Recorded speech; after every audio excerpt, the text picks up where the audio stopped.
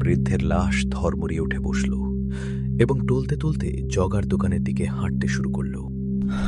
দাদু, দাদু তো উঠে বসল। ভূত, ভূত! খিচুড়ি, খিচুড়ি খাবো। জগা এক বাটি খিচুড়ি এগিয়ে দিল। স্থান মহাশ্মশানের ধারে, অশ্বত্থ বটগাছের নিচে জগার খিচুড়ির দোকান। সময় গভীর রাত। জগার খিচুড়ির দোকান দিনের বেলায় বন্ধই থাকে। তার আসল খদ্দের আসে রাতে, যখন চিতার আগুন জ্বলে আর চারপাশ নিঝুম হয়ে যায়।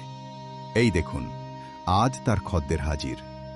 এক লম্বা ছায়ামূর্তি, এক মাসি, নাম তার সরলা। তার পাশে বসে আছে মুন্ডহীন ভূত পবন্ধ। কি গন্ধ তোর খিচুড়ির, জগা! এই গন্ধ না পেলে তো আমাদের আত্মা শান্তিই পায় না। মনে হয় মরণের সব কষ্ট দূর হয়ে গেল। আহা আহা, ঘ্রাণাম, পরম ঘ্রাণাম। জগা, তোর খিচুড়ির কি ঘ্রাণ! আমার নাসিকা না থাকলেও সর্বাঙ্গে আমি এই খিচুড়ির ঘ্রাণ অনুভব করছি। আরও এক বাটি দে। দিচ্ছি দাদা, দিচ্ছি। তোমাদের ভালো লাগলেই আমার শান্তি। জগা সাধারণ কোনো খিচুড়ি বিক্রেতা নয়।